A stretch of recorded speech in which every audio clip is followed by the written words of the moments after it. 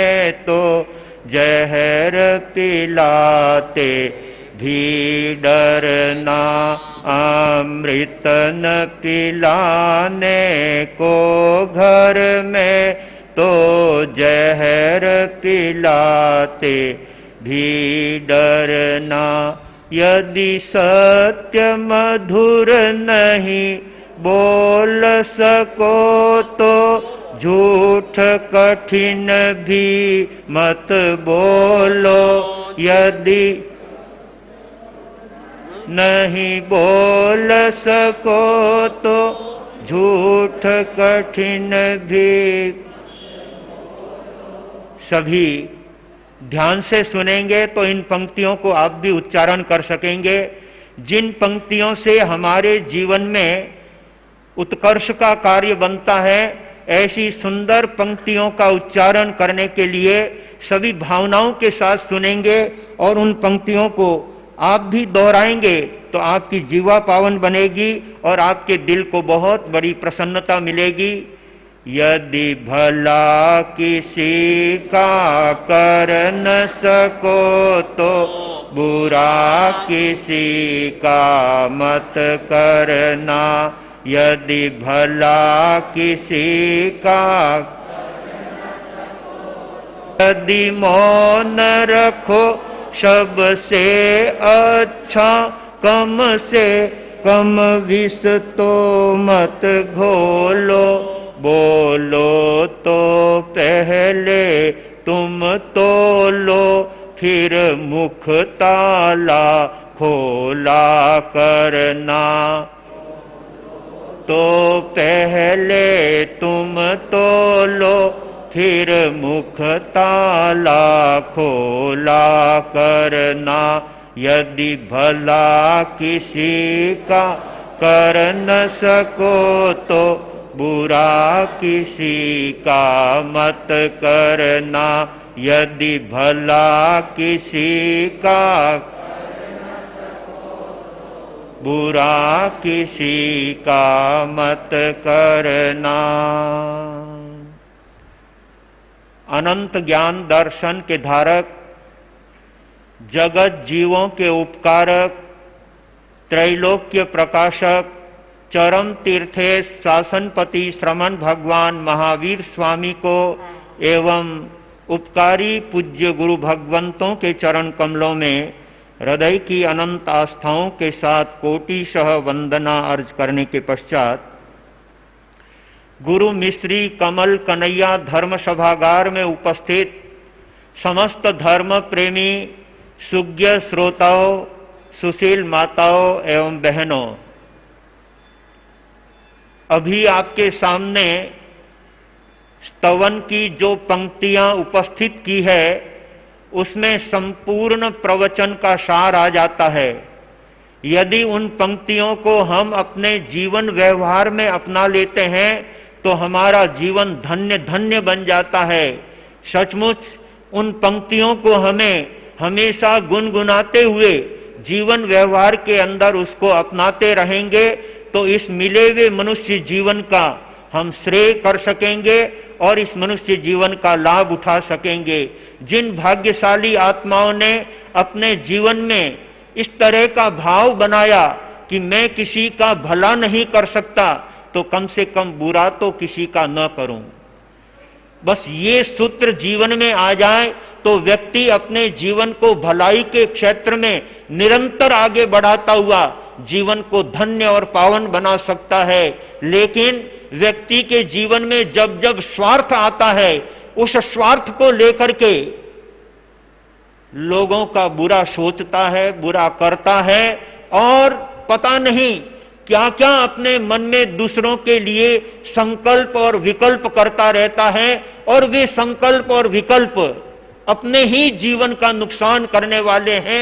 ये बात भगवती सूत्र के अंदर तंदुल मत्स्य का उदाहरण देकर के परमात्मा बताते हैं कि तंदुल नाम का एक मत्स्य जो मगरमच्छ की भौं पर बैठा हुआ होता है और उसकी शरीर की अवगाना कितनी, एक चावल के दाने जितनी। उस मगरमच्छ के भौं पर बैठा हुआ वो मगरमच्छ की क्रिया को देखता है और मन में सोचता है कि ये मगरमच्छ कितना मूर्ख है, इतने जीव श्वास लेते ही इसके सैकड़ों जीव इसके पेट में आ गए और वापिस श्वास छोड़ता है तो उसके साथ सारे के सारे जीव निकल जाते हैं।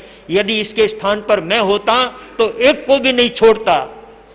ऐसी भावना करके, मन में ऐसा संकल्प करके वो 7वीं नारकी के दलित इकट्ठे कर लेता है। ज्ञानी कहते हैं कम से कम भावना तो विशुद्ध रखो, भावना तो अच्छी रखो, लेकिन ये हर व्यक्ति के लिए बहुत कठिन काम है, बहुत मुश्किल काम है, लेकिन करने लायक काम है। जीवन में कभी किसी के लिए सोचना हो तो हमेशा अच्छा सोचना चाहिए। जोधपुर दरबार और उनके दीवान किले पर बैठे हुए थे और राजा साहब ने दीवान साहब से पूछा कि दीवान जी, यदि आप और हम दोनों यहां से गिरते हैं तो अपना धमाका कैसा बोलेगा? तो मंत्री ने कहा कि हजूर, यदि मैं यहां से गिरूंगा तो मेरा धमाका मेरे घर तक सुनाई देगा, और यदि आप गिरेंगे तो आपका धमाका 9 कोटि मारवाड़ के अंदर सुनाई देगा, क्योंकि आप 9 कोटि मारवाड़ के राजा कहलाते हैं। इसलिए आप गिरने के बाद बचेंगे थोड़ी, जब मृत्यु को प्राप्त हो जाएंगे तो सारा 9 कोटि मारवाड़ को भद्र होना पड़ेगा, और मैं अगर मरूंगा तो मेरे खाली घर वाले भद्र होंगे, वहां तक धमाका जाएगा। मंत्री कैसे होते हैं अपने राजाओं को सुंदर शिक्षा देने वाले, दरबार में बैठे हुए थे और एकदम राजा को अच्छी शिक्षा देने के लिए उन्होंने मुंह से जोरदार शिशाड़ा किया। तो राजा ने कहा, अरे मंत्री ये क्या करते हो? सारे लोग हंसने लग गए मंत्री की उस क्रिया को देख करके। राजा ने भी पूछा कि मंत्री जी ये क्या हो गया? यहां कोई अग्नि नहीं है, कोई मिर्चें नहीं है जिससे मुंह जल गया हो और उससे आपको शिशाड़ा करने का मौका मिला। बोले हजूर, मिर्ची भी नहीं है, अग्नि भी नहीं है, कुछ भी नहीं है, परंतु मैं विचारों से आगे बढ़ता हुआ सोच रहा था कि सर्दी का टाइम है, जुकाम हो रहा है, और इसलिए मैंने गर्मा गर्म कढ़ी बनाई मन से, और उस कढ़ी के अंदर मिर्चें डाली डबल, ताकि वो मिर्चों से जल्दी मेरा जुकाम ठीक हो जाए। इसलिए मैंने वो कढ़ी का, गर्मा गर्म कढ़ी का एक सबड़का लिया और उससे मेरा मुंह जल गया, इसलिए मेरे सहज में शिशाड़ा निकल गया। राजा ने कहा, रे भले आदमी, जब मन से ही कोई चीज बनानी थी तो कढ़ी क्यों खीर बनाता और उसमें बादाम, पिस्ते, चारोली और केसर, कस्तूरी डालता और फिर वो खीर का सबड़का लेता तो मुंह तो मीठा होता। मन से ही बनाना था तो कढ़ी क्यों बनाई? तो हजूर, दीवान ने कहा कि हजूर, आप हमेशा कढ़ी बनाते हैं तो मैं कैसे खीर बनाऊं? मंत्री के सामने लाल आंखें करके राजा साहब कहने लगे, मैंने ऐसी कब कढ़ी बनाई थी?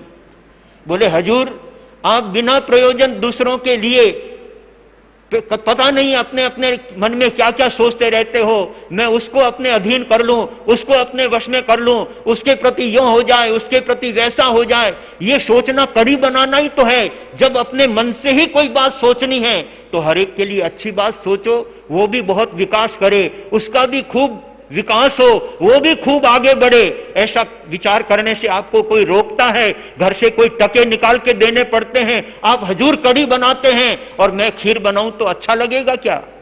राजा ने कान पकड़ लिया कि इसने व्यवहारिक उदाहरण देकर के इतनी सुंदर शिक्षा मुझे प्रदान की है। भाग्यशालियों, ऐसे कढ़ी बनाने वाले लोग अपने जीवन के अंदर हमेशा स्वयं दुखी होते हैं और दूसरों को भी दुख के गर्त के अंदर डालने का कार्य करते हैं। ये बात अपने यहां पर चंदन मलियागिरी के चरित्र से आपके सामने सुनाई जा रही है।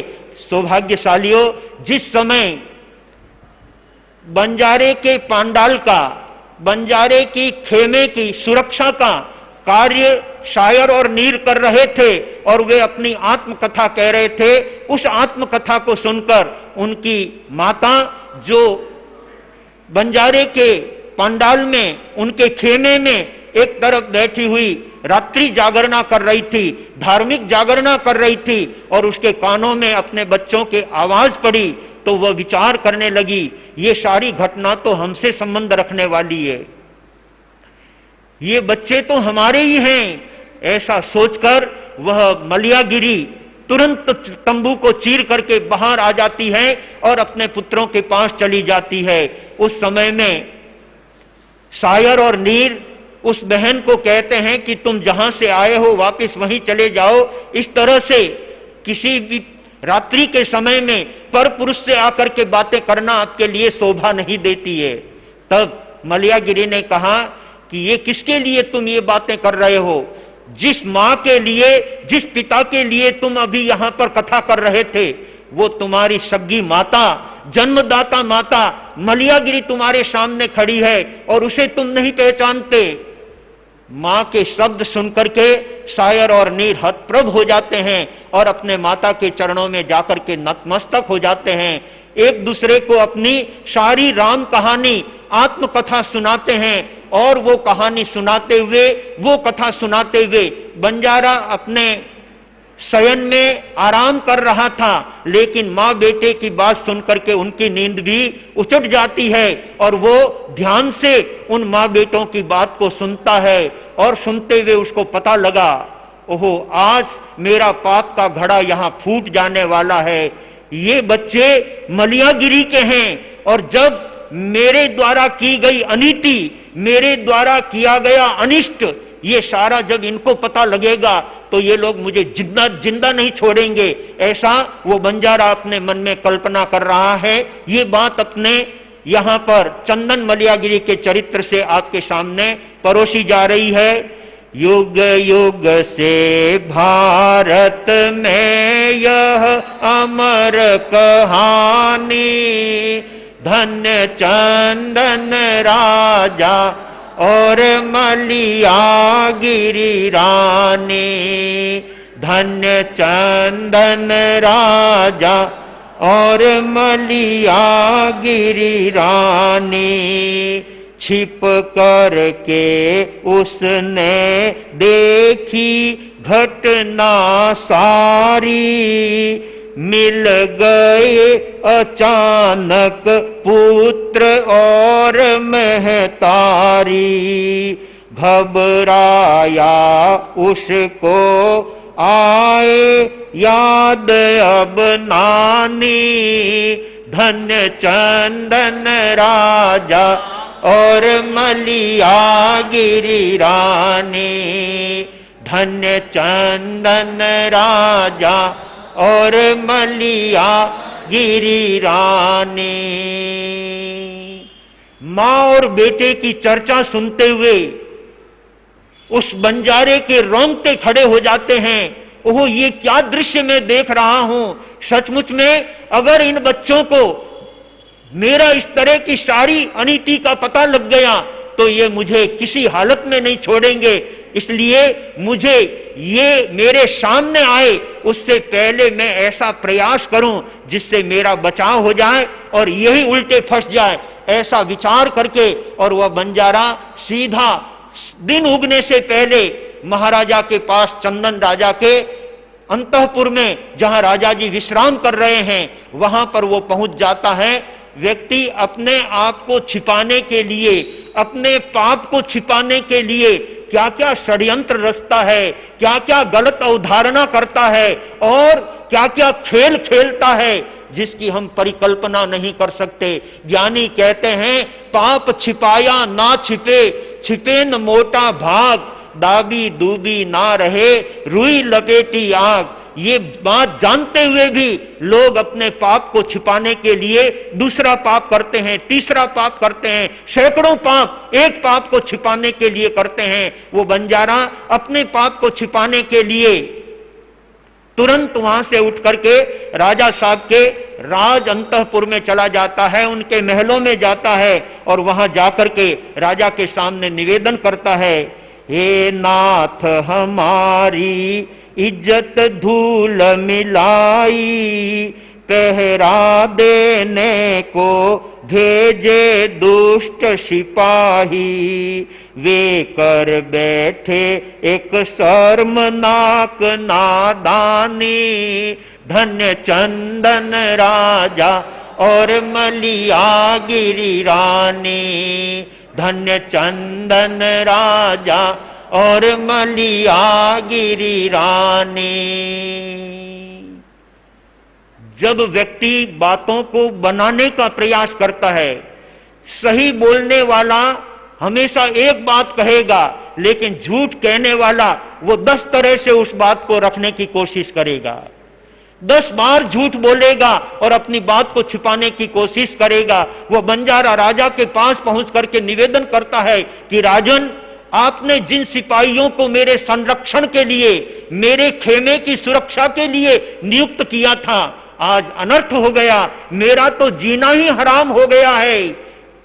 मेरी बंजारिन रात्रि के समय में शारीरिक कार्य से निवृत्त होने के लिए पंडाल से बाहर गई थी, और उस समय में आपके द्वारा नियुक्त किए गए वे सैनिक, जिन्होंने मेरे बंजारिन के साथ में बहुत गलत व्यवहार किया, बहुत अनुचित व्यवहार किया, राजन मैं तो मुंह दिखाने लायक नहीं रहा।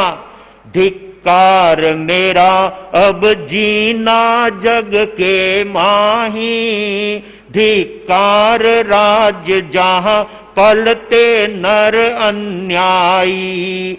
क्या चले आपके यहाँ आज मैं जानी, धन्य चंदन राजा और मलिया गिरी रानी, धन्य चंदन राजा और मलिया गिरी रानी। बंजारा कहता है, राजन धिक्कार है मुझे और धिक्कार है आपको, जहां आपके राज्य में ऐसे अन्यायी लोग, जिनको संरक्षण के लिए रखा, वही लूटने के लिए तैयार हो जाते हैं, वही सामना करने के लिए तैयार हो जाते हैं। हमने आपके राज्य की व्यवस्थाओं को बहुत अच्छी से देख लिया है, मेरा तो जीना ही बेकार हो गया।